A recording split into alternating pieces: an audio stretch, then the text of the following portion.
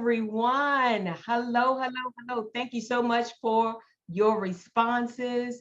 I am Teresa Proctor with TQM, and I am over the moon excited about tonight. Tonight, I can just tell you before we launch into our topic that this is the greatest response that TQM has ever received. And I really do believe, right? Yes. I really believe that it has a lot to do with our speaker on tonight. I really believe that. So thank you so much for just showing up and showing up strong. So here's our topic on tonight. As you all know, we're talking about developing the leader within, developing the leader within. And as you all know, it is our pastor, Pastor Mike and Dr. Dee. It is their vision to build, to develop world leaders, whereby you're leading, first of all, you're leading self exceptionally well, and even outside of ministry, because we believe in work-life integration, right? So you're leading well in every compartment of your life. And as leaders, I'm telling you, it all starts with serving. It all starts with serving. So thank you all so much for your excellence in serving. Before we get started, before I turn this over, I have a question for you. And it's a prize attached to it. Now, it's a prize attached to it, right? So I tell you, the prize is the Amazon gift card, right? But here's the question. Who remembers the 10-5 first and last? Who remembers? Raise your hand if you remember the 10-5 first last rule. I know some of you are probably like, what's the 10-5 first last rule? Does anyone remember that? Raise your hand. Raise your hand. Okay, Minister Freddie. All right. And if you remember that, just type into the chat. Type into the chat if you remember what that is. Okay, okay. I see Wall Street Williams. All right, all right. Okay, I'm going to unmute you. I just sent you an unmute. Okay, there you are. All right, tell us, what is the 10-5 first and last rule? How about if I tell you what I remember, you let me know if I'm correct? Yes.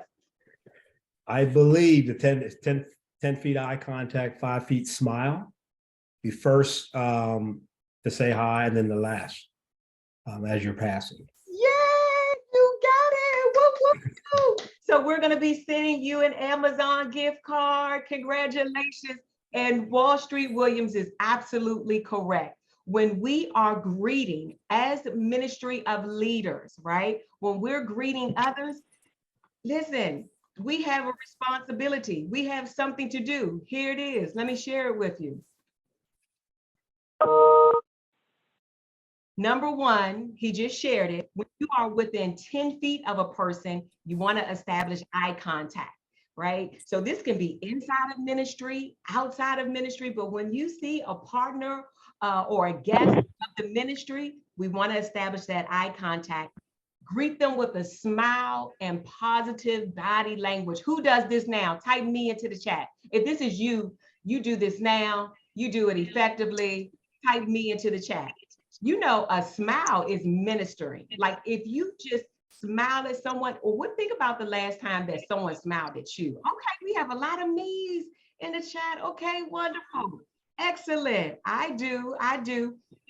Awesome. And then when you are within 5 feet of a partner or a guest, you offer a warm salutation such as good morning, good evening.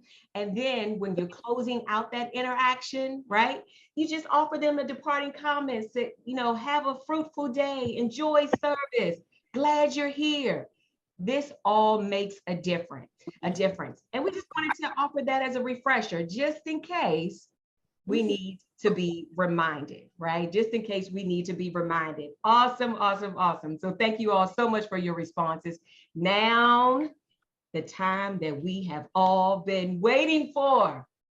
Grab your pen, grab your pad, grab your device, because you're going to want to take copious notes. stay present, mute your notifications, tell everyone in your home or what have you, I am in a seriously serious meeting and I choose not to be disturbed, right? But I'm telling you, we are also excited about our speaker for tonight, Pastor, oh no, I had to say it like Pastor Mike said, Dr. Dewayne Freeman. As you all know, he is authored so amazing books, right? From the 4 S's of a committed leader, integrity below the belt. I mean, let me tell you something. He is a master teacher. So please put your hands together for the one and only, the best assistant pastor on this side of heaven, Pastor Dewayne Freeman. Woo! Woo, woo, woo, woo, woo. Yes. Did I unmute myself? You certainly did, sir. Hey, I'm gonna pay you. Because you said exactly what I wanted you to say. Hey, I'm so excited about being with you guys on tonight. Can you hear me well? Okay, I'm so excited about being on here with you all tonight. I'm telling you, get your pen, get your pad. I want you to take some good notes. Like Teresa said, remove all the distractions out of the way. I always say this, what you hear will affect your faith, but how you hear, it will affect your harvest. And so get your pen, get your pad, remove all distractions out of the way, because with the same measure that you meet, it's going to be measured back unto you when you need it. And so, hey, thanks again for allowing me to be a part of what you all are doing here to assist Pastor Mike and Dr. Dee in the vision that God has placed on the inside of their hearts. And I'm telling you, if you add all of the lessons that have been taught here in this TQM sessions, I mean, they had some teachers that come in here, and you follow those instructions, I'm telling you, your life should be the better because of it. You know, I wonder, they gave me the assignment of developing the leader within you, developing the leader within you. You know, it's amazing because we've heard this statement so many times that everything rises and falls because of leadership. Everything, it rises and falls because of leadership.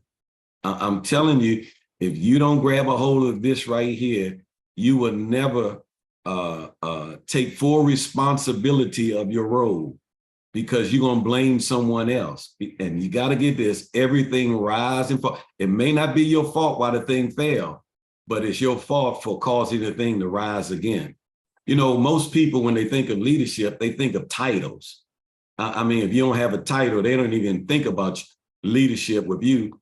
But when I think of leadership, I think of influence. Come on, say that to yourself, influence. Leadership to me is the process of influencing people by providing purpose, directions, and motivation to accomplish the mission. Leadership is the process of influencing people. This ain't got nothing to do with your title. I'm talking to people who have titles. I'm talking to people who don't have titles, because there's some people who don't have titles are doing more influence than people who have titles. So leadership is the process of influencing people by providing purpose, direction, and motivation to accomplish the mission. A great leader is someone who people not only willing, but they are excited to follow. They're not just willing, they are excited about following you. I'm talking about those are great. We got some good leaders out here, but I'm talking about being a great leader. You can be a good leader, but nobody really wants to follow you.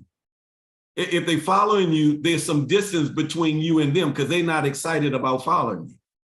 It's amazing because years ago, we had one of the greatest basketball players to play with the Wizards. I mean, the greatest of all time in my book, but the greatest of all time in his time. I don't even know if I like the greatest of all time, because everybody played in different times, and it's hard to make somebody the great, especially when they weren't great in your time. But Michael Jordan is what I call a great basketball player. But Michael Jordan, to me, wasn't a great leader. He wasn't a great leader. Matter of fact, Wes Unseld, he had one of the big offices in the Wizards organization. Wes Unseld said this. He went around to ask some players to pitch in so they can buy Michael Jordan a retirement gift. Not one player wanted to participate in. Not one player wanted to participate in. They said he was great on the court, but off the court in the locker room, he was terrible. I would now put him in on the court, he's great, but when he's off the court, behind the scenes in the locker room with his teammates, he wasn't so great. I'm talking about great leaders is someone who people are not only willing, but they are excited to follow. Pastor Mike been talking about gas. Everybody say gas. I know you can't, you're muted, but I want you to say gas. I can see your mouth moving. Gas. Gas is growth and what, y'all? Sustainability. Now watch this. If I grow, my team grow. Come on, say that to yourself. Say, if I grow, my team grow. So if that's true, and I know it is, non-growing teams is a fruit of non-growing leaders. Non-growing teams is the fruit of non-growing leaders. And that's a shame, because I'm traveling around and I see leaders in action. I see leaders in action, and I see why some teams are not growing and then other teams are growing, because non-growing teams is the fruit of non-growing leaders. You must, as a leader, make a commitment to being great. You must make a commitment to being great. Now listen to me, your boss can't do it for you. Training can't do it for you. Your mentors can't do it for you. You have to make a commitment not to be a carbon copy of the people around you if you want to be the best you can be. What do you mean, Pastor Mike? I got to make a commitment. I got to make a commitment to being great. I got to make a commitment, because if I don't make a commitment to being great, I'm going to turn out to being a carbon copy of the people that are around me, and I will never see the real me because I'm a carbon copy of people that are around me. Now, this is a question that I have for you. Based on who you want to become, what habits do you need to break? And what good habits you need to start so you can be the best you can be?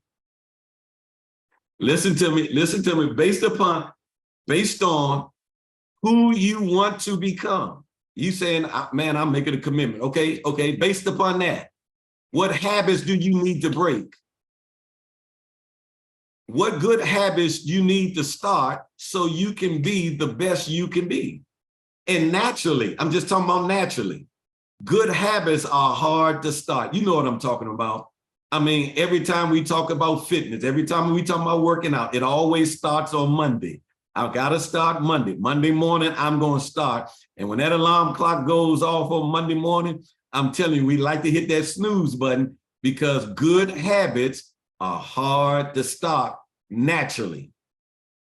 And normally, bad habits, for some reason, they give you pleasure. They give you more pleasure. Like that bad habit of staying in the bed. Staying in the bed gives you more pleasure than getting up out that bed, putting on your clothes, to go downstairs to the basement and start your workout. I mean, normally bad habits give you pleasure at the beginning. Well, watch this, but they destroy you in the end. Good habits seems hard at first, but they reward you in the end. Anybody know what I'm talking about? You know, the habits you have today will shape who you will become tomorrow. The habits you have today as a leader, they're going to shape you They're going to shape you. They're going to shape you to who you will become tomorrow. So some people say it like this: you become what you repeatedly do. Come on, say this to yourself. Say, I become what I repeatedly do. You know, it's amazing. Some leaders, I found out, they never confront their bad habits. They never confront their bad habits. That's why they continue down the dead-end street of leadership. Because what you refuse to confront, you will not conquer. What you refuse to confront, you will not conquer. And if you want to be the best you can be, what you are doing today, listen to me, what you are doing today, is it getting you closer to your dreams, or is it pushing you further away from your dreams? I was thinking on today when I was looking at some things for this session on tonight. The Spirit of God spoke to me. He said, Dewayne, go to Genesis. And I went to Genesis and I'm looking at Genesis. He said, notice what I created first. He said, before, and I'm thinking, you know, man, I'm thinking about man. But he said, no. Notice.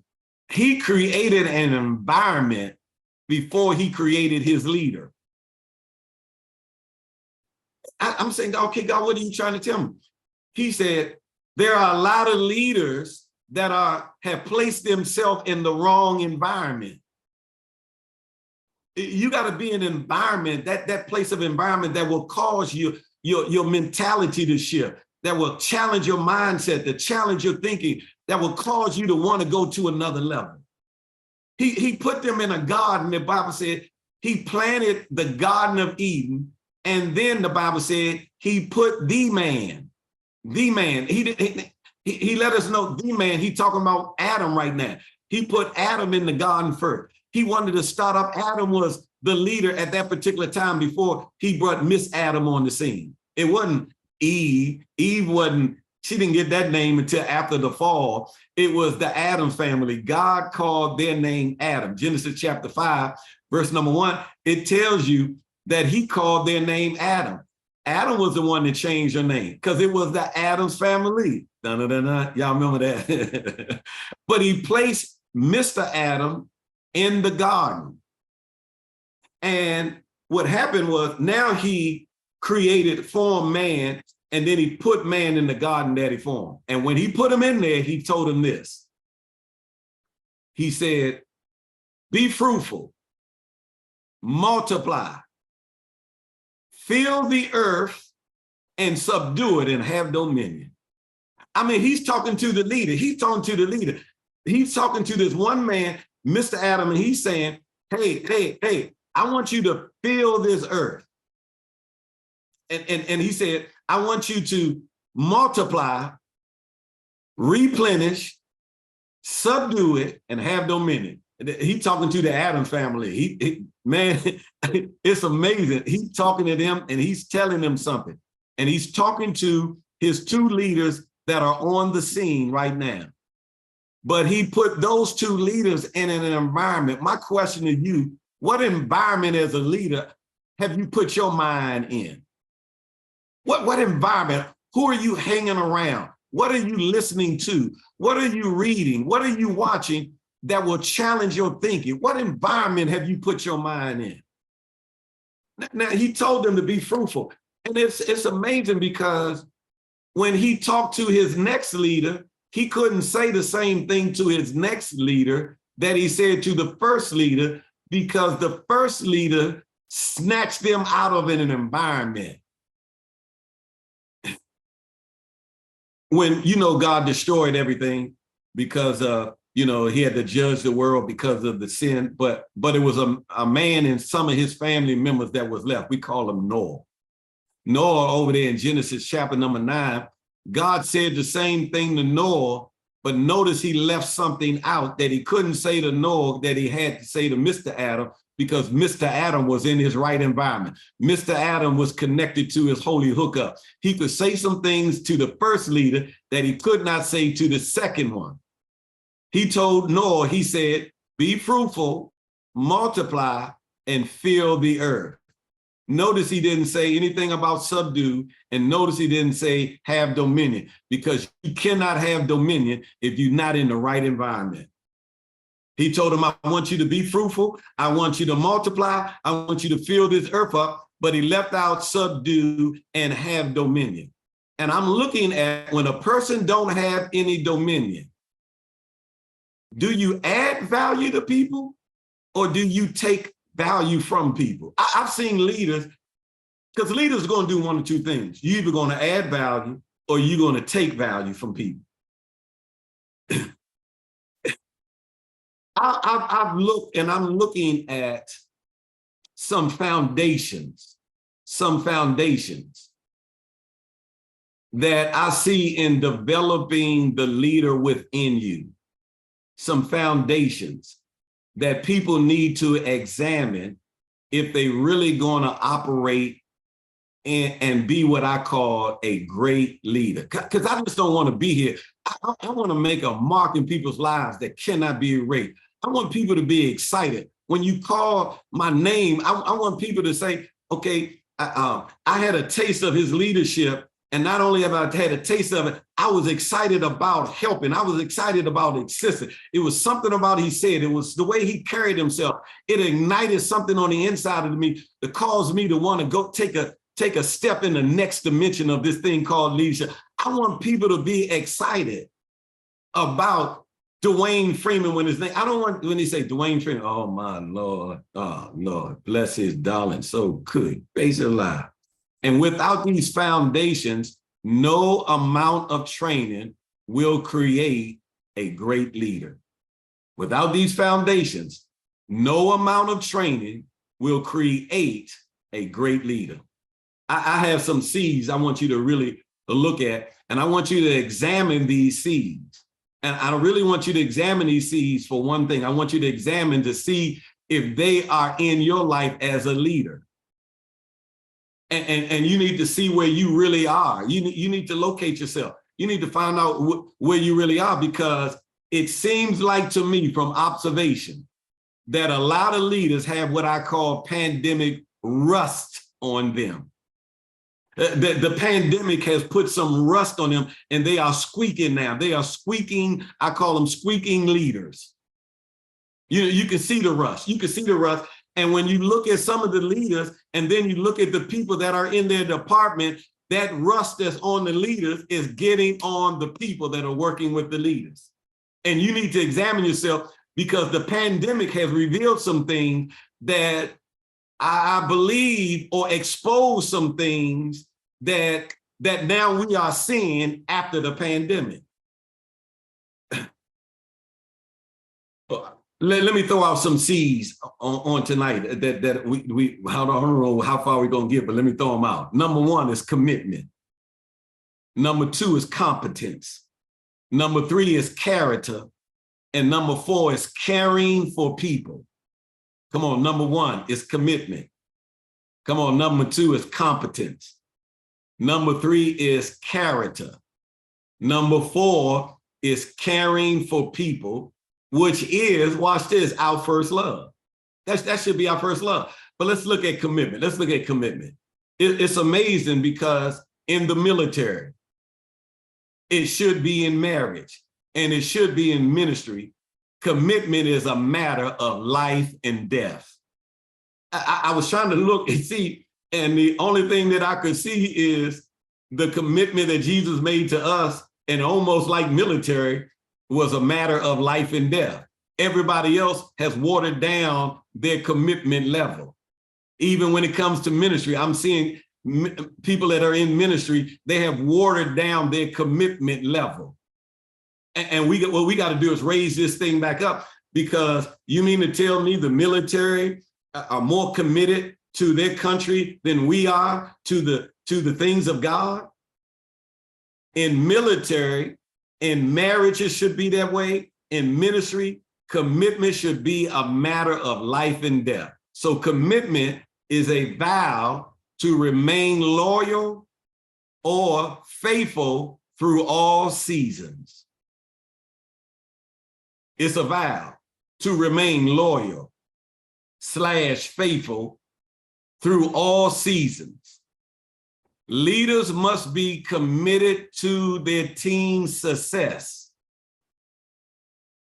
Most of the time when we measure commitment level, just think about it. Most of the time when we measure commitment levels, we often send out surveys to the wrong people. We send surveys out to the wrong population. We ask the workers and we want to know if they are committed when we actually should be sending surveys out to the leaders to determine if the leaders are still committed to their department.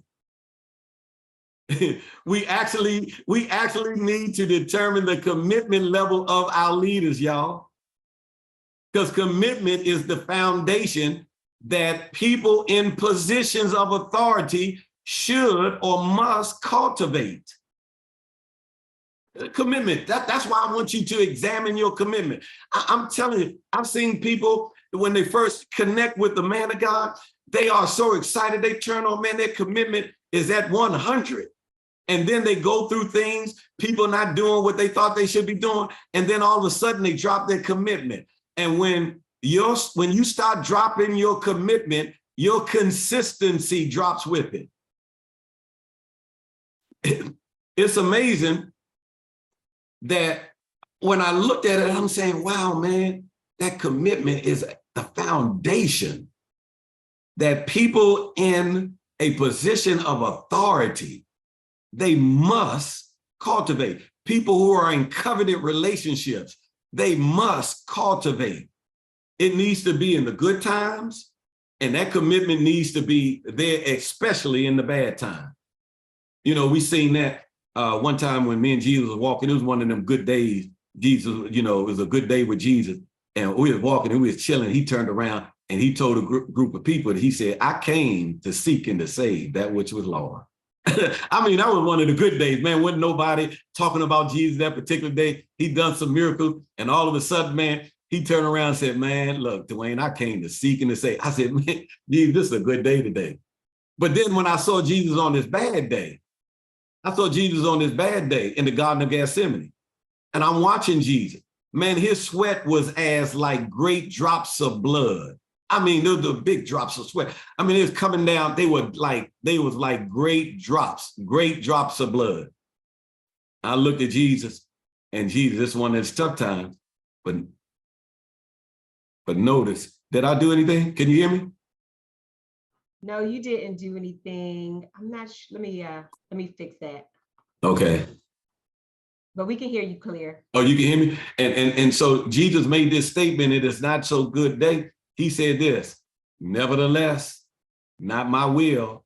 He said, but thy will be done. I mean, look at his commitment. Look at his commitment. His commitment on the good days was the same. His commitment on the bad days was the same. Days that nobody wanted to be a part of, Jesus' commitment stayed the same. And if you're going to be the best that you can be, watch this, you must make a commitment, listen to me, to being great. Good ain't gonna get it. You need to be great. I mean, the reason why, and I know there's bigger words than great, but I like great is the Lord and greatly to be praised. So if the Lord can be great, you're made in his image and his likeness, you must make a commitment to being great.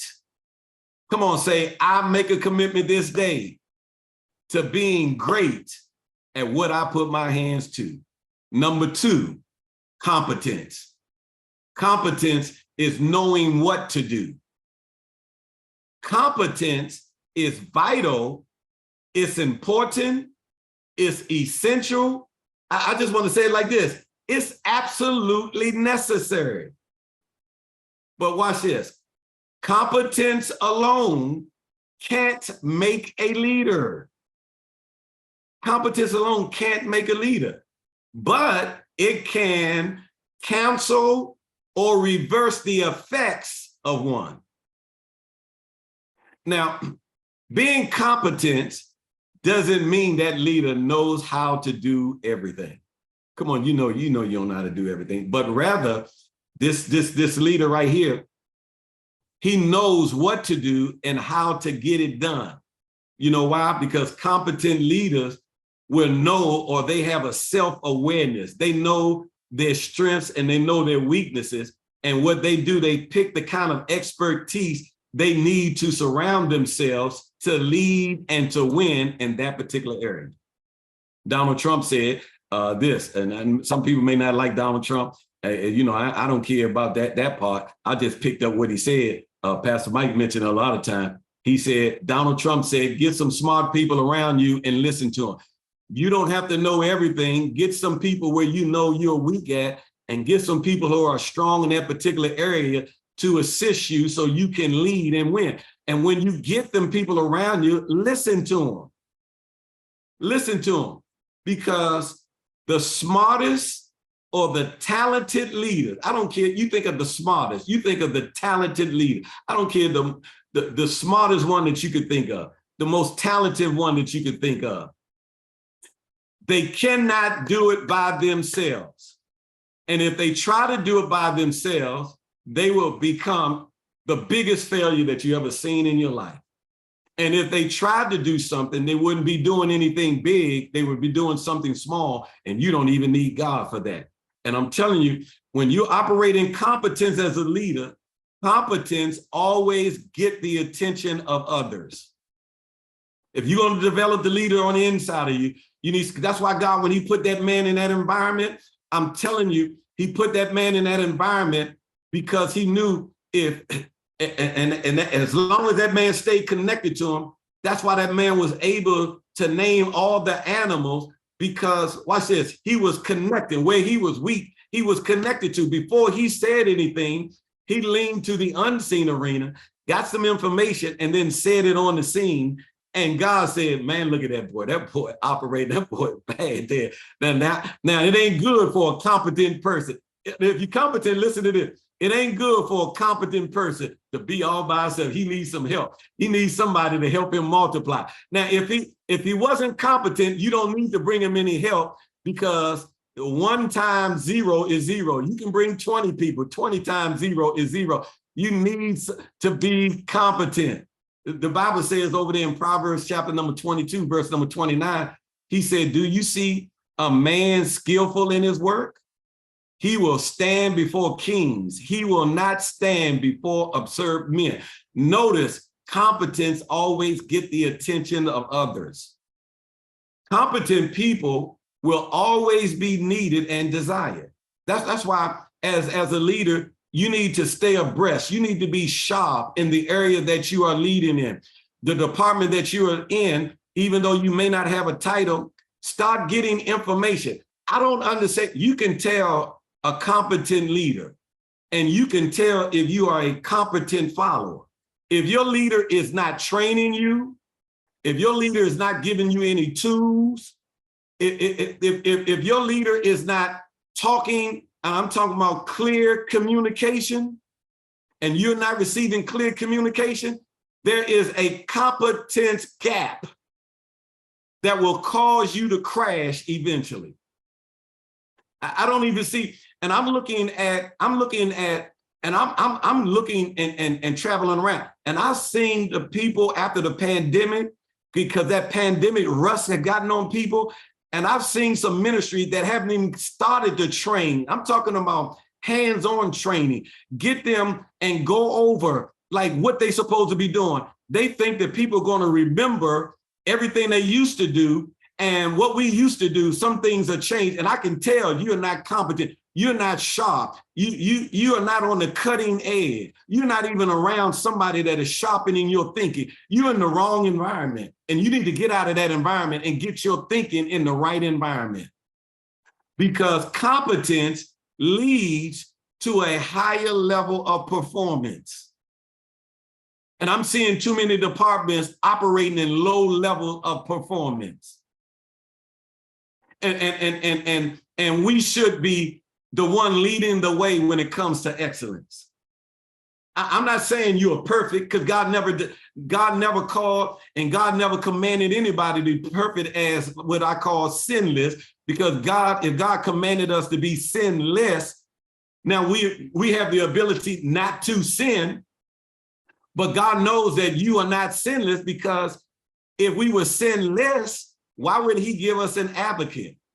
He said, if you sin, he has given you an advocate that we can confess our sins. He's faithful and just to forgive. Why would he give us that if he created us, watch this, and he knew that we wasn't going to commit any sins? Competence leads to a higher level of performance. And I didn't say you'll be sinless. I'm not saying you won't miss it, but you won't miss it as often as you're missing it. There's some gaps. There's some gaps that need to be filled. And the only way they're going to be filled is through this particular foundation right here, competence. And competence, watch this. When you have a competent leader, it breathes into the people that you are connected to, that you're leading. And watch this. Competence gives birth to confidence.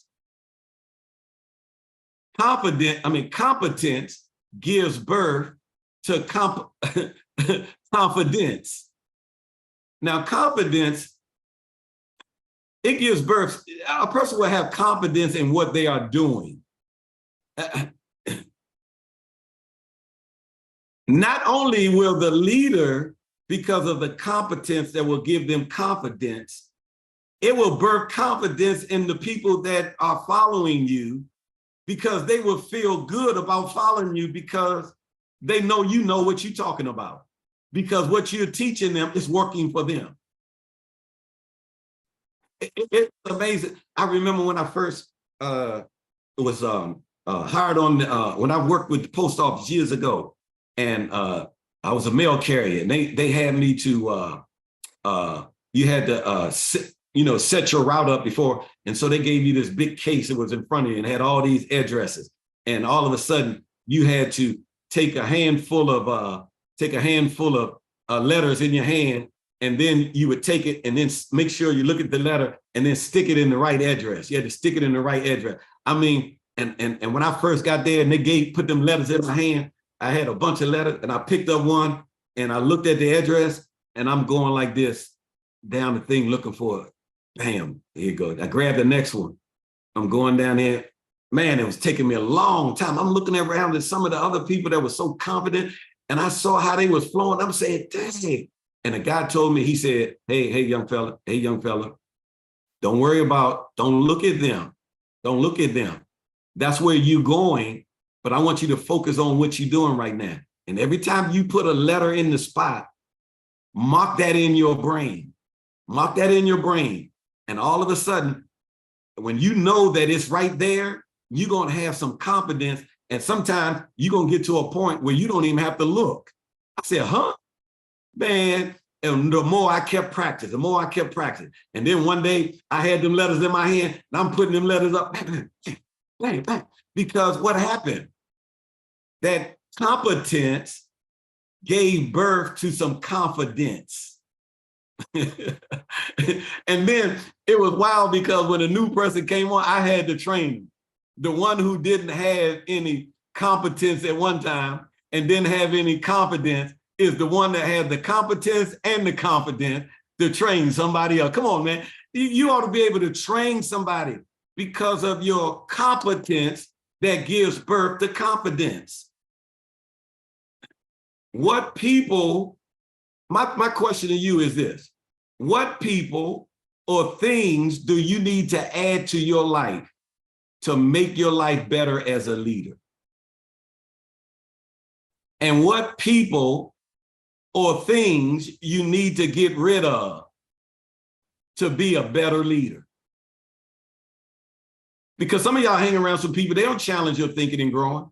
You hang around some other leaders in another department, they ain't thinking about growing their particular area of leader. Some people are comfortable at their level and they don't want you. There's some leaders don't want you to surpass them, because if you surpass them, you're going to make them look bad in their comfortable bed.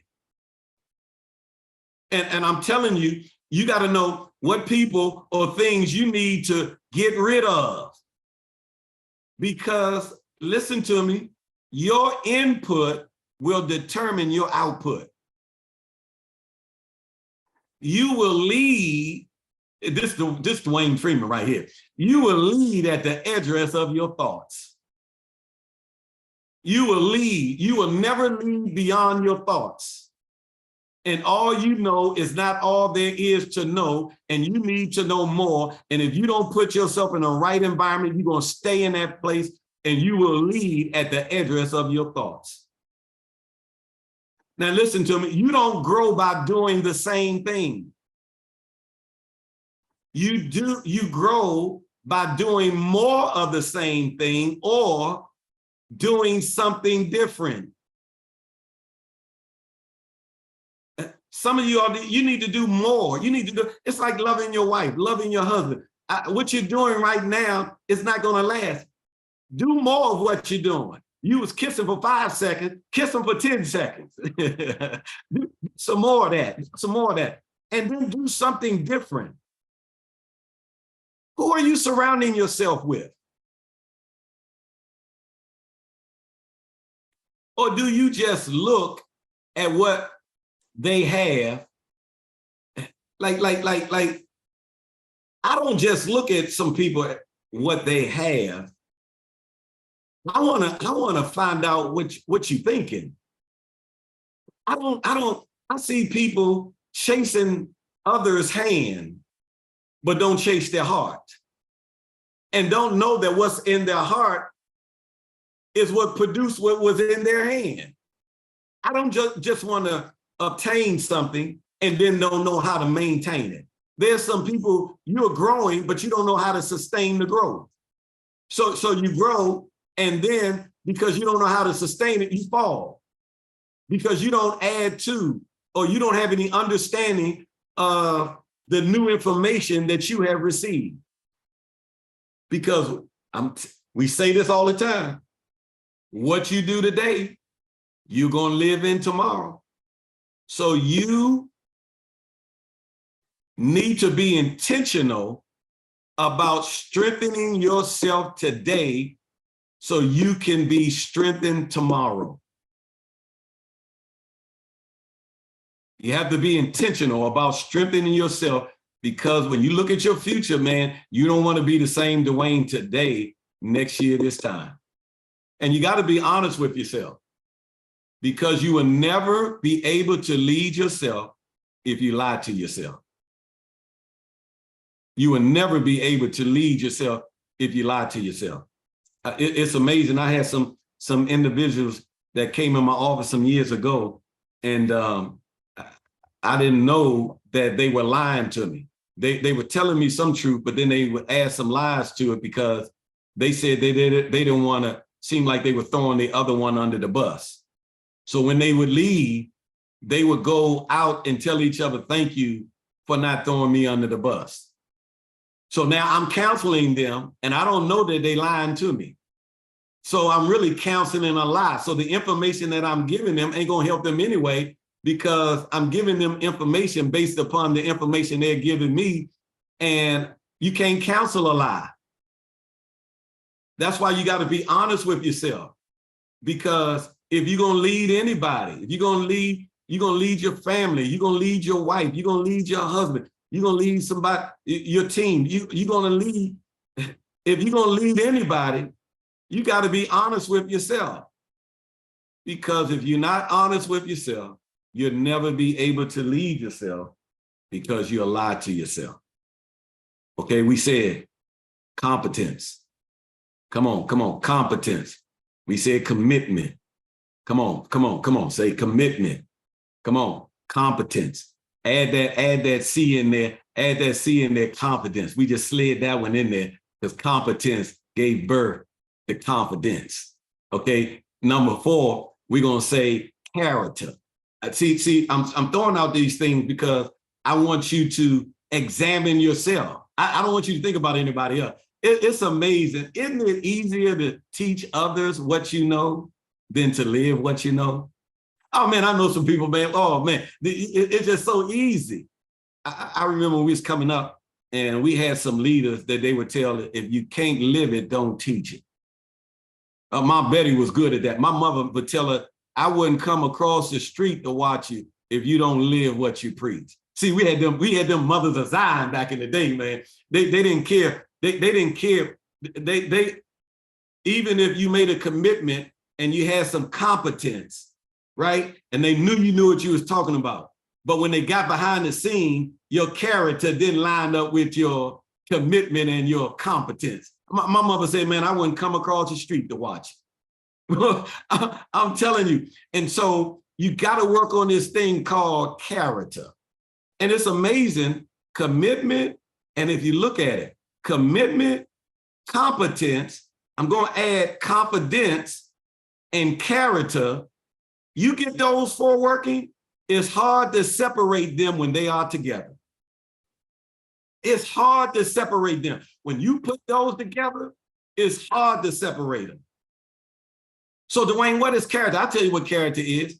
Character is what you do when nobody's watching you. Character is who you are when the spotlight is not on you. I love this. I love this. Oh, Moses at the very beginning, he ain't had no character, y'all. The Bible said Moses was grown. You know, it was over there in the Exodus chapter number 2. Moses was grown, you know, and, you know, he had that experience in the burning bush. I mean, not the burning bush experience. Moses was coming out and he had left Pharaoh's house, right? And then Moses saw some of the Egyptians in a confrontation with some of his brethren. So the Bible said, and it came to pass in those days. Moses was funny.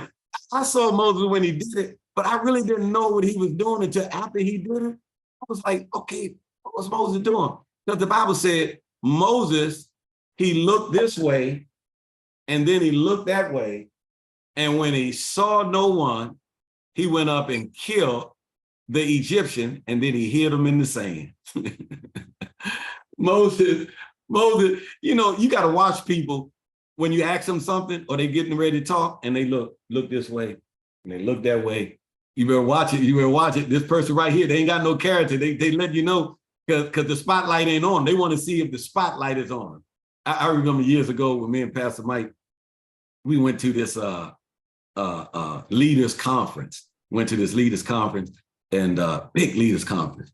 And Pastor Mike, you know, he had his hat turned around backwards. We did jeans and stuff on. We came into the hotel. He got his hat turned around back. We come up to the desk and we checking in. And Pastor Mike said, the lady said, I hope y'all have confirmed your reservations. She said, we said, yeah, we confirmed the reservations. She said, oh, he said, why you say that? She said, it's crowded this week. I said, oh yeah. I said, what's going on this week? We just trying to get a conversation going on. She said, they having a leaders conference around. They always have one every year about this time.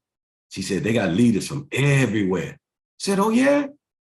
And then just what she did, just what she said, she looked to her left, she looked to her right, and then she said, when they come, the X-rated box, it goes up. I said, what? She said, yeah, it goes up. It goes up. She said, they be in there. And what she was saying, like, oh, these are leaders. These are people that say they love Jesus. And not everybody, but they said that they're X-rated because you got to pay extra. And I said, well, how do you know? She said, because we can tell when it, you know, once they click it, it comes down on their bill and we can see it. I said, oh, Lord. Now watch this. I don't care how smart you are. I don't care how committed you say you are to your leadership. Behind closed doors when the spotlight's not on, how are you? Like how are you? Some of y'all don't even look before you start a conversation and see who's around you. You don't even look, you just let your mouth go. And it's wild because when God made man in the very beginning, he gave man his image and his likeness. He gave him his image and his likeness. Watch this, before he gave him dominion. Notice he gave man. So it's telling me power without character equals destruction. Power without character equals destruction. And power will reveal if you have character or not. Man, I seen people, Lord Jesus, they get a title And oh my goodness, you'd be like, man, they got some power. Don't let them get some title and they have some money. Whoo, I'm telling you, it will reveal if you have character or not. One of the greatest things that you can leave your family and your friends and your team is your character. One of the greatest things, if you ever want to leave, you can leave your family, leave your friends, leave your teammates, leave your coworkers, is your character. What are you saying, Pastor Wayne? I'm saying this: live in such a way that people close to you will be proud to really tell your story, and they won't have to pick up or pick out certain parts of your life or lie about your life when they got to talk about your life. Listen to me. Your character will either draw people to you or it will drive them away. It's something about character. It's something about character. I notice characters, you know, like they are consistent. That's why they call characters, because they always the same, no matter where they are. Like, why do we call numbers? Why do we call alphabets? Why we call them characters? You know why? Because a 1 is a 1 in Maryland, just like it is in Germany. And just like a 1 is in Germany, it's a 1 in the Bahamas. A is in America, and an A is an A in Germany. A is an A in Germany, just like A is an A in Africa. It's constant. You can count on this. They're consistent. I think more people are going after charisma instead of character. Your character should always be running behind your character. Your charisma should always be running behind your character, trying to catch up. Your character should always be ahead of your charisma. Your charisma should always be running behind your character, and your character should always be ahead of your charisma. That's why I ain't so impressed with people, and I don't care about what group you're in. I want to see your character behind closed doors. You know, people like to see, they want you to see their charisma, they want you to see their competence, they want to talk about their commitment, but they don't want to show you their character. It's something, because I could tell people that when I have made a strong commitment, I can tell when I am competent, that I know what I'm talking about. I can tell because of the confidence. I can tell because I'm not just talking, but I'm living what I'm saying. My language lines up with my life.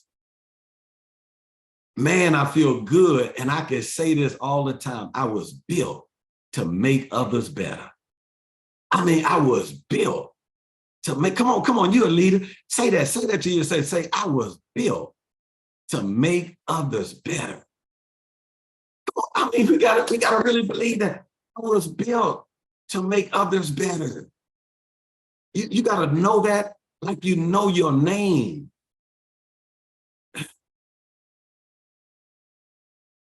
I look at the lives of the leaders that I'm following. And I always ask myself this, especially the ones that I'm close to. What is it about them that attracts me? And every last one of them, the first thing that pop up is, watch this, their character. Because I see them behind closed doors and I see them in open spaces. I see them in public and I see them in private places. And their public performance always line up with their private practices. I asked God one day, I said, you know, when I'm looking at this word character, I said, I see this word actor. I said, God, I don't want to be acting. He said, Dewayne, that word character is what people see. That's what they say about you. They see the way you act out on something. They see the way you behave, and they call your behavior, when it's consistent, they call that character. When they look at your life and they see you consistently do a particular thing, they say that's your character.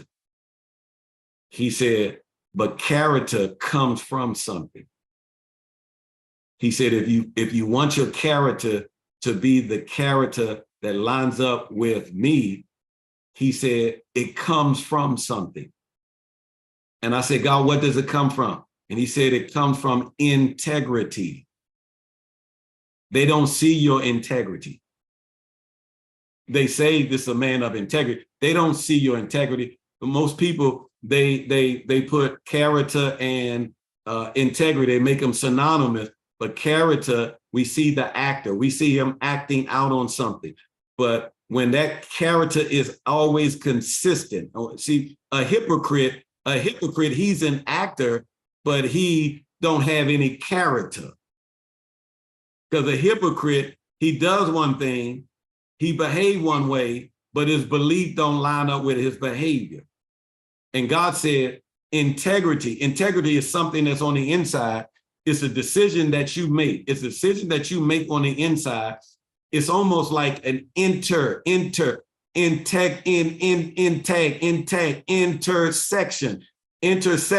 Intersection is when one lane comes in, crosses another, and they collide. Intersect. When they come together and they meet, there's a point in time and space where they meet. They call it an intersection. And at that intersection, God said, you and your word has to be one. And when you and your word are one, there's something that goes on the inside of you. When you and the word are one, watch this, and you believe this, there's a behavior that comes from that, and they call it character. That's right, Carol. It's a decision that you make. It's a decision that you make on the inside. And there are a lot of leaders, you hadn't made a decision on the inside. You haven't made a quality decision. That word decision comes from a Latin word. It comes from a Latin word, and that Latin word says that you cut off all other options. And until you cut off all other options, you have not made a godly commitment. It looks like you made a commitment, but you really haven't, because you got other options. And I'm telling you, God has called everyone under the sound of my voice, on tonight. God has called you. He has called you to be a leader wherever you are, whatever ministry you are part of. God has called you to be a leader, and he placed something on the inside of you. And I call that destiny. I asked I was with the Queens in Transition the other day, and I asked them, is there a difference between destiny and destination? And I'm talking to them, and I want to know, do you know the difference? And we came up with destination is the landing spot. Destination is the spot. It's the place that you want to be. Destiny is not a place. It's not a landing spot. It's something that takes place on the inside of you, on the canvas of your imagination, that you predetermine your destination before you get there. And God, I love it, because God wants you to operate like him. Go to the end, come back to the very beginning, and then when you already see your destiny before you start, listen to me, y'all. Listen to me. You make a decision. When you discover your destiny, you make a decision. You cut off all of, I'm getting excited over here. You cut off all other options. And when you do that, you after you make that decision, there's determination sets in. You are determined to get to your destination. Man, you're determined. Man, it don't care what comes or what goes. You are determined to get there. But let me tell you something. On the way, it's going to be some rough times. There's going to be some rough times that's going to challenge your determination. I know you're determined. You want to be the best leader you possibly can be. You're determined to be that. But watch this. Now we got to kick in discipline. Because discipline say, I'm going to settle your mind on what you say you were determined to do based upon the decision that you made because you discovered your destiny.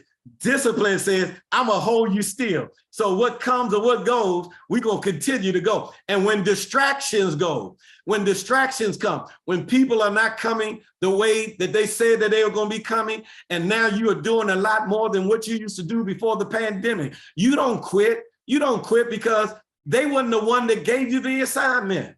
You're going to do it, and you're going to believe God that God going to send somebody to help you in the area that you're in. You ain't going to get disgusted. You ain't going to get thrown off because you're disciplined.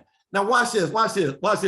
You are not going to let distractions throw you off. Watch this, because if you let distractions throw you off, they are designed. Distractions. You see all these D's? I feel like a theologian tonight. Those distractions, watch this, they are designed to either delay you or to destroy you. Anytime God calls you, I'm telling you, you gotta make a quality decision. And when you make that quality decision, you got to be determined. And I'm not saying you're going to be perfect in hitting it every time, but I'm going to tell you, when you discipline yourself, you're going to get up when you know you made a mistake, because you ain't going to lie to yourself. You're going to get up and you're going to admit that I made a mistake, and you're going to get up and you're going to keep on going. And it's just like when God called Abram and he told Abram to leave his family. Abram didn't make a good decision. He didn't make a quality decision. He didn't cut off all. He told him to leave his family and everybody. Abram took his family member. He took his father. He took his nephew. Oh man, he took some people with him. And God had to speak to him again in Genesis chapter 12. Genesis chapter 12 wasn't the first time God spoke to him like that. God spoke to him because Acts chapter number 7 tell you God spoke to him before he spoke to him in Genesis chapter 12. But notice what Abram did. Abram took his father along. He took his nephew along. And when I looked at his daddy's name meant delay. Some of y'all are taking some people along with you that have been assigned by Satan to delay you, to get into your destination. But let me tell you something. When you see your destiny and you make a quality decision and you say, man, I know God has called me to lead. I know where I'm leading. God has assigned me there. I'm not going to get up and run. I'm determined to get to that destination. I'm determined to get there, and I'm going to discipline myself enough. And when distractions come, I don't have time for distractions. You know why? Because I'm headed to my landing spot. And let me tell you something, child of God. You're going to make it. You're going to make it to, I'm talking about outwardly. You're going to experience it. I'm talking about what's on the inside, and you're going to come out on the outside, and you're going to experience it. And watch this. In every place of destination, there's always a group of people waiting on you there. The group of people are waiting on you there, watch this, for you to add value to them so they can in turn add value to you. But how in the world, as a leader, are you going to add value to others when you are not investing in yourself? You need to, in my closing, this is my thing to you. Examine yourself. Don't think about it. I'm not talking, this is a one-on-one conversation I'm having with you on tonight. I know there's others on here, but I'm talking to you right now. I know that. I'm talking to you right now. Somebody say, don't go, this is good. let me tell you, I'm talking to you right now. Examine yourself, because one of the hardest people or person, well, how did I say that? People or person to examine. people to examine is yourself. Because we know how to examine everybody else. Like right now, if we open up this Zoom and we ask everybody to tell us one problem that they are having, man, we would solve everybody's problem because everybody got everybody's answer. We would tell them scripture, verse, and give them some words of encouragement of how to do this thing. Oh, okay, all right, okay, all right. We would give them some words of encouragement. We give them some words of encouragement to solve their problem. But when it comes to looking at the person in the mirror, we always make excuses for that one we see in the mirror. And we got to change. Okay, somebody. Hey, Teresa, I got a couple of 5 minutes or something? Okay. As much time as you need. Okay, all right, somebody, okay, I forgot about the caring for the people. I saw somebody put that in there. Okay, the caring for the people. Let me tell you something. That's what this is all about. That's what I'm trying to get you to examine yourself because of the people.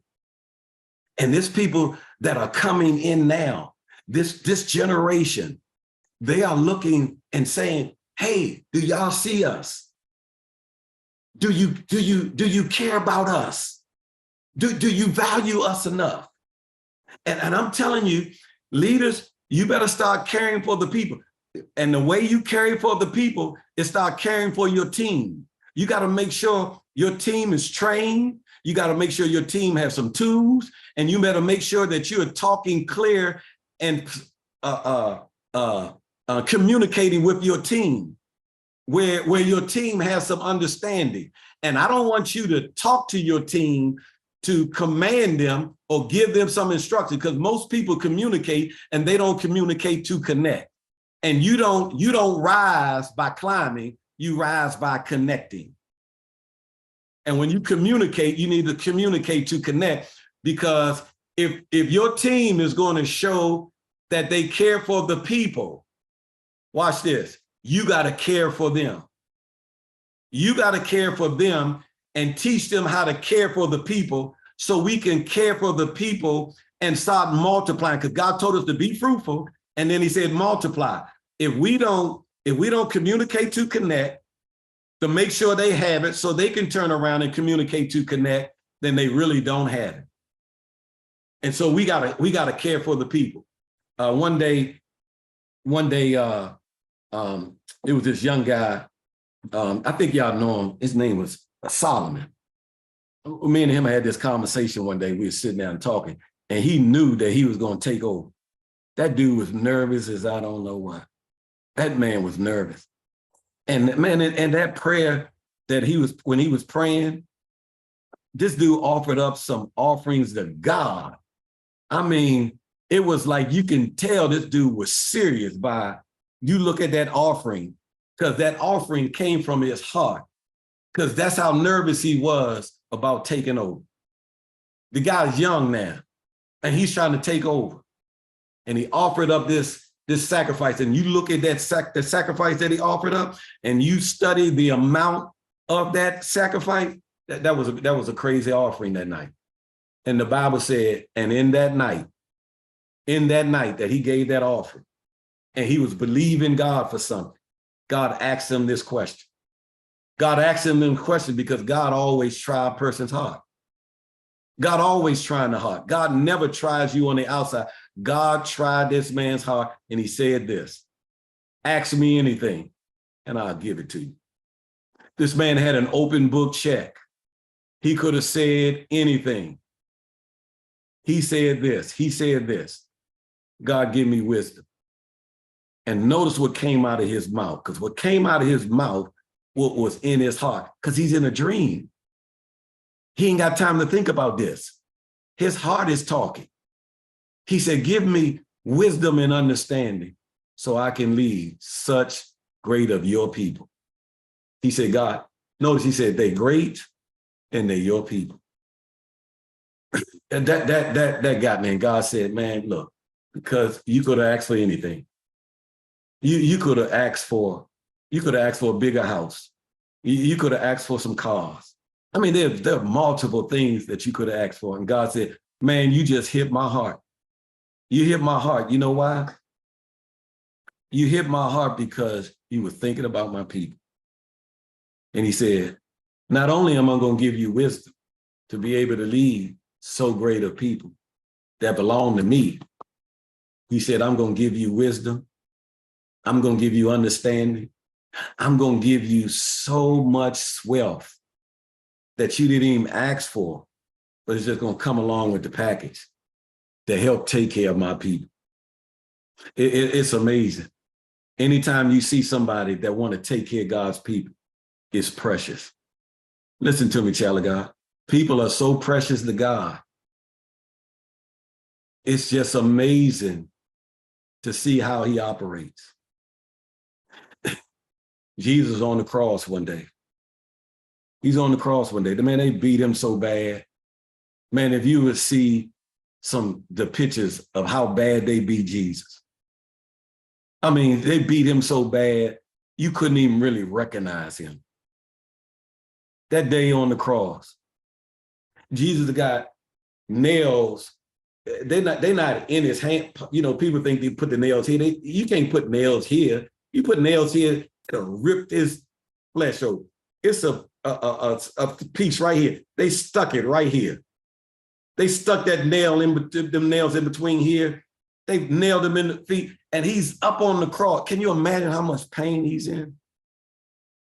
Can you just imagine how much pain our Lord and Savior was in? Because he was operating as a man. He's on the cross.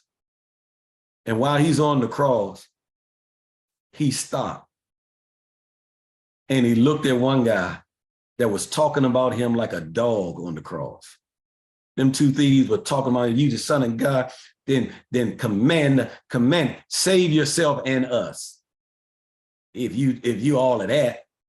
And then one of them, something hit him. And he leaned over and told the other thief on the other side of the, man, leave that man alone. That man ain't done not one thing. And then he said this, Lord, when you enter in your kingdom, remember me and Jesus. If you ever want to see a leader that cares for people, he stopped and he looked at the man and he said, this day, today, I'm talking to you today. He said, you shall be with me in paradise. He said shall because when he died and Jesus died, they wasn't going to the same place. When Jesus died, he went to hell. When that man died, he went to Abraham's bosom.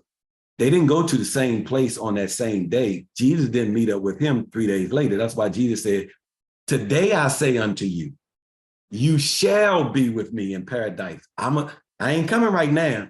I got something else to do because I'm thinking about some other people. I got to go. I become sin. He going to hell. And on the third day, God raised him up. Then he was able to meet the other guy.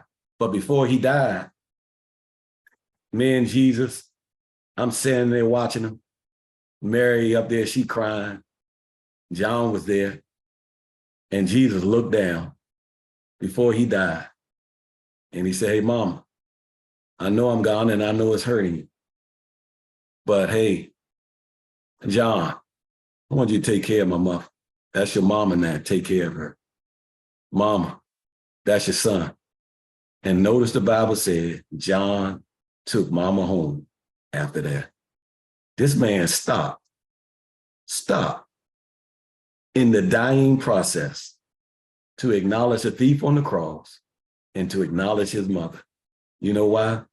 Because he cared for people. He cared for people. Even before this Last Supper, he knew Judas was going to betray him that night. He still washed Judas' feet. Come on, man. You know why he did that? Because Jesus loved them to the very end. I want you to have that same kind of testimony that you love and you cared for people to the very end. Don't let people control your thinking and get you off course. Because there's a destination that sometimes don't line up with the destiny that God placed on the inside of you. The devil has some destinations for people who are always distracted. And sometimes, if you're not focused, you'll end up in a destination you was never designed to be in, and you was only there because you didn't discipline yourself to stay determined, to stay on your decision, to get to the place that you discovered in the very beginning. Hey, I'm out of time, y'all. Hey, I love you guys. What's happening, Teresa? What's happening? OMG. Pastor Dewayne Freeman. Oh my word, the comments that are coming through this was so timely. Great information. Thank you so much. We are so appreciative to you, Pastor Dewayne, for taking the time out to be with us this evening. Everything that you shared was absolutely enriching.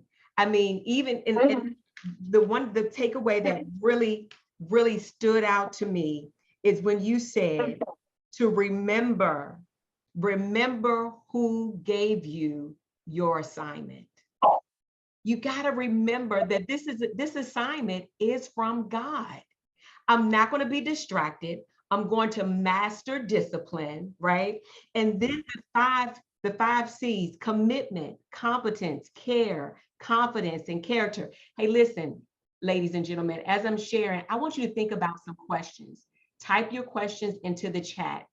So we're going to open it up for Q&A. So whatever question that you have, type it into the chat, and so that we can get to your question. But all of these are applicable not only to our ministry life, but to our home life, to the business world. I saw one lady type in, she said, I just was promoted to manager in a cosmetic company, and I so needed this training. I so needed this training. So even if you don't have a title, you can apply this information in the workplace. Listen to this. If I taking on that care piece, if I posture myself to care about my colleagues, if I posture myself to care about my leadership, I care about the vision, it's without any reservation, I will be promoted. They can't keep it from me. They can't keep it from you. Because my care is up. Tonight's training was top tier. I promise you, you would have paid hundreds of dollars for this training inside of corporate America. Oh my word, you would have been paying. But here, you receive it at no charge.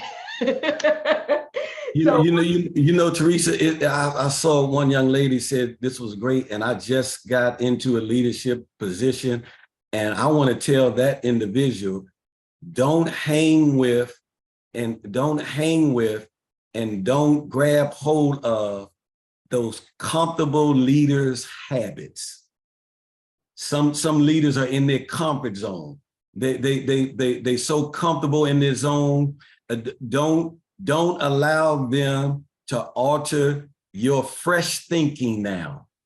I mean, you come in there with that passion. You come in there that you got, and don't let them alter your commitment that you made from the very beginning.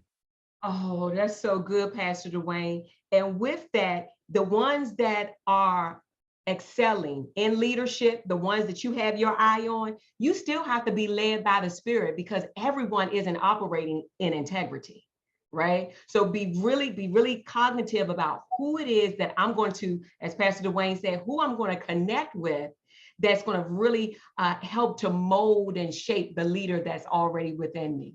That was so awesome, Pastor Dewayne. Yes, she said, I received that, Pastor Dewayne. She said, I received that.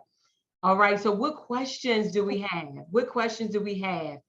Type in your questions.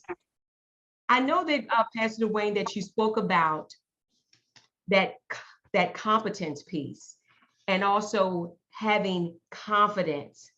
What would you share with a leader? We understand that leadership is not a title, it's a mindset. But what would you share with that leader that may not be operating in a great level of confidence, but they're working on their competence, they're showing up, they're being trained, but what's the gap? What's the missing link in order to really fortify their confidence? What would you share with them? Yeah, I think always keep your heart open to learning. You know, I think about when I first started, right? and Pastor Mike gave me an assignment to be assistant pastor, and I was over the ministry. We call it Ministry of Helps then. Man, I did not know, like, how in the world he give me like that? But I didn't tell anybody. And all of a sudden, you know, when me and Lisa got back home, we start putting our mind in that environment. So what I did, we got people who were ahead of us, and we started reading and listening to things. And then we would come back and kind of communicate and then set up some stuff. We was learning as we were going. We always kept our heart on for learning. We kept our heart right towards our man of God, and we always listened to his voice to see the direction that he was going in. And watch this. We never looked to our left or the right to see what the others were doing that were moving quicker than us. We had this thing called little by little. Little by little, we was driving stuff out. Little by little, we was learning. So it's a precept here, precept there, here a little, there a little. And then I turn around. I never was anxious about it. I never was anxious. We was never anxious about getting better. We was never anxious about we weren't going to get better. We just kept our head down, kept our hearts open, and little by little. And then we lift our heads up one day, and they told me that people all over this country knew us. Like, I didn't know that. Look where I started, and look where I am today. It's amazing. I went to this conference the other day, and when I was there walking around, it was some people that I've seen on Instagram, Facebook that are doing really well. And they was like, hey, Pastor Wayne, hey man, come in. And I was like, but it's like, how do they know you? And man, I tell you, I'm enjoying it, blah, blah, blah. And come on, man, let's take a picture. And I said to myself, wow, here goes somebody that started out, we didn't know a thing. Well, we did know a little, but she knew more, Lisa knew more than I did. I mean, I gotta admit, I rode on her coattail for a little while, but we never was anxious about it. We kept our heart open, and we stayed committed to the vision. So I don't know, help them out. You got something, Lisa? Oh, okay. She here with me too. Oh, hi, Mr. Lisa. We love you. That was so good, Pastor Wayne. That's right. So you said, keep your heart open to learning. And I also like what you said that, we didn't tell anyone that we didn't know. We went home and studied, and we equipped ourselves with information to really master this thing by reading. And then you said little by little, and then don't be anxious. Don't be anxious, right? Awesome. Thank you so much. We have a question here. That's how I feel sometimes. How do I get into the leadership position, Joey? By following those strategies that Pastor Dewayne just shared. Because that alone is going to increase your visibility, right? So there you have it. D says, what should I do while working under the leadership of someone that is incompetent, lacking character, and not assisting or advancing in the team? Say that first part again. So what should I do while working under leadership of someone that is incompetent, lacking character, and not assisting in advancing the team? Yeah, I would go to them and offer some ideas. I would just say, hey, I know you the lead person, and I'm here to help. Here's some ideas that I have that you may want to look at and see if they could help our team. Don't go in there and talk about the problem. Go in there with the solution. And when you go in there with solution, then don't go in there, well, this is what I do, and I blah, blah, blah. No, just say, hey, I'm here to assist you. I want to make you better. I want you to shine. What do you think about this? And then give it to them. And then, let's see where they go from there. And then offer your assistance with that with the ideas that you give them. Hey, if you need my assistance or you want to talk about it, get more details about it, I'm open, because here I go. As you go, so do we go. See, I'm trying to exalt this person, and then I want to see what they do. But if they do this for 6 months, then I'm gonna have to go talk to the next person up to say, hey, somebody need to check on this department right here. Exceptional. Something else that you shared some time ago, Pastor Dewayne, was about making yourself friendly. And you were talking about, look, you could put me anywhere on this planet. I'm going to have some friends. If it's just a monkey, or they're going to be my friends, right? And so just to add to that is to make yourself friendly, right? Because sometimes people are literally ignorant. And even though they have the leadership role, they've never been trained, right? And so as Pastor Dewayne shared, going in there with the solutions, but also an encouraging word. Just be led of the Spirit. Pray before you go in, right? And say, hey, listen, my job here, I don't know if you know, but my job is to make you look good. Yeah. And watch this, Teresa. Most people, they think that leaders should be, they should know everything. And some leaders grab hold of that mentality. When they don't know everything, they try to cover it up with saying anything, And my thing is this: when you operate like that and you fail to be honest about be self-aware of your weaknesses, you hurt the team. That's why when Moses had all these people, Moses talking about, they come to me for all these answers. I got to sit up morning and night. And his father-in-law come and tell him, hey, the thing that you are doing, he said, watch this, what are you doing to the people? Notice he didn't say, what are you doing for the people? Look what you're doing for the people. He said, what are you doing to the people? See, Moses didn't know how to delegate. And his father-in-law had to come along and teach him and show them how to delegate. And when Moses started delegating, it freed Moses up to do other things that he wasn't able to do because he thought he had to do everything. And some leaders are caught into the old way of doing stuff. They think that everything should come out of their mouth. And sometimes great leaders are great listeners, and they listen to the people around them, and they find out, because if you care for them, you will listen to them. Listening to people lets you know that you care about them and you value their input.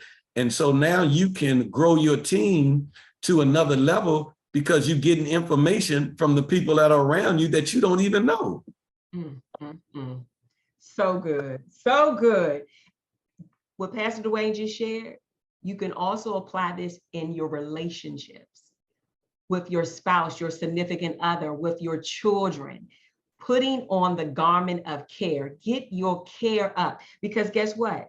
When care is prioritized, everything else will be fortified. Your commitment, your competence, your confidence, as well as your character. All right, so Felicia says leaders should be trained. All right, absolutely. The 4 C's, like you said, yes, yes. All right, let's see. Please elaborate on the statement, commitment is cultivated by leaders. Yeah. It's cultivated, but it's not. It's commitment is an individual thing that somebody got to do on the inside.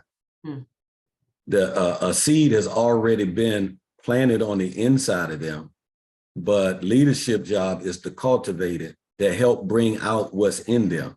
Some people have not made that commitment because they don't see what God has placed on the inside of them. You know, when man came on the scene, God already had some trees and plants, and already they were full blown. But notice what he gave man. He said, if you want more of this, you plant this seed. And once you plant the seed, I need you to cultivate it. I don't need you to do the seeds job. I need you to do the cultivating job. And there's a difference between cultivating and letting the seed do its thing. See, the seed has the ability to do its thing, and you got the ability to do your thing. And when both of y'all do your thing, we got a thing going on. Oh my word. Yes, yes, and yes. Pastor Dewayne, thank you so much. I'm telling you, this session has been extremely fruitful. Everyone has been asking, will the replay be sent out? And I like that question. That means that obviously this was extremely valuable to you as well as to myself. So yes, the replay will be sent out. Carol, thank you so much. You are a woman of excellence. That's going to be sent out. And Pastor Dewayne, any last words before we close out this? We so full. Oh my gosh, this was amazing.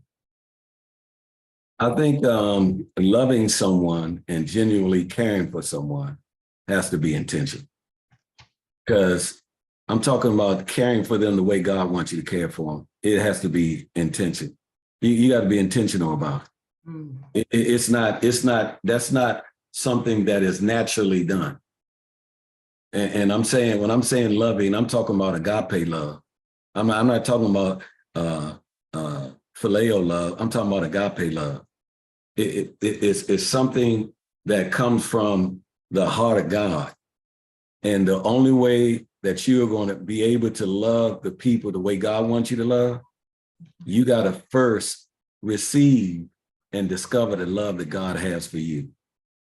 Like, there are a lot of people trying to love others, but they haven't received a revelation of how much God loves them.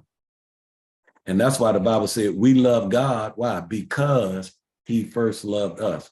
And when I remember years ago, and I didn't even know this particular scripture, but some people were teaching, love your neighbor as you love yourself. And then they said, love yourself, take yourself out, treat yourself, dress yourself up, love yourself, because you don't love yourself. And I was thinking about that one day, and I was like, is that true, God? And I didn't even know certain scripture. And he said this. He said, no. I said, well, how do you really love yourself? He said, by receiving my love. When you receive my love for the way that I love you, then you could take that, and freely as you receive, freely you can give. It ain't about you taking yourself out. You can take yourself out and still don't feel good about yourself. You can dress yourself up, still don't feel good about yourself. But you will always feel good about yourself when you receive God's love for you. Because ain't nowhere in the world you can receive God's love. Because every time God does a thing for us, there's always a message that comes with what he gives us. And that message is he's trying to tell us how much he values us. He's telling us how much he loves us. He's telling us how much he thinks about us in the gift that he gave. That's why when you look at John 3:16, people don't get that message.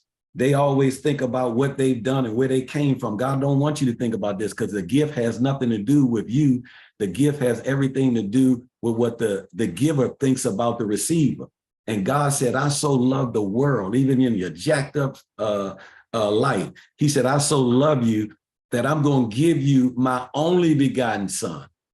No, I'm giving you my only begotten son. And then John 3:16 didn't tell us everything, because Paul had to come back and tell us, along with his son, he gave us everything that came, that like right alongside with Jesus, he gave us everything that pertains to life and God. God emptied out heaven because he wanted you to know how much he thought about you. And most people don't get that revelation. And when you get that revelation, it will cause you to love others the way they need to be loved. And I want you to care for people, because there are people that are coming, they are hurting. I talked to some people on today, they are hurting. And some people, all they need is a smile. Some people, all they need is a hug. Some people, all they need is you to remember their name, and that don't cost you nothing. So let's get the ball rolling and let's get it on, because there's somebody waiting on you at that place called there.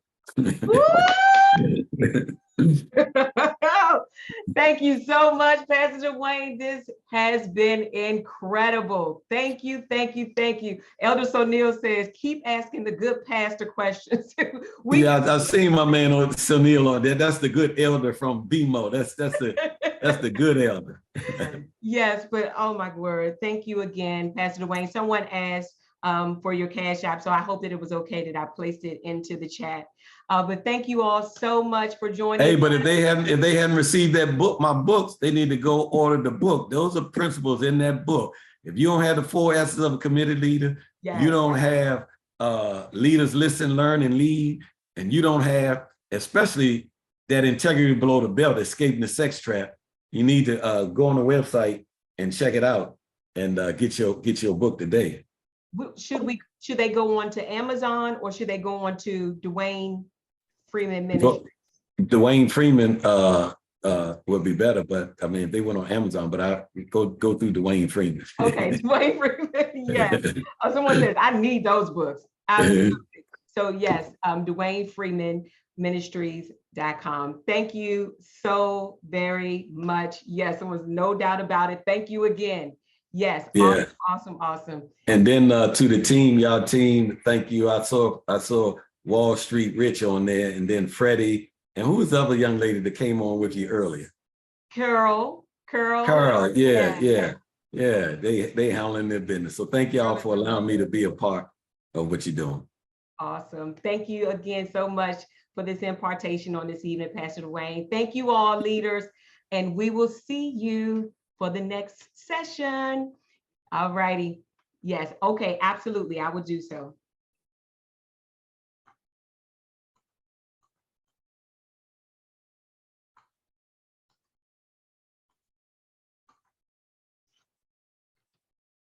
Awesome.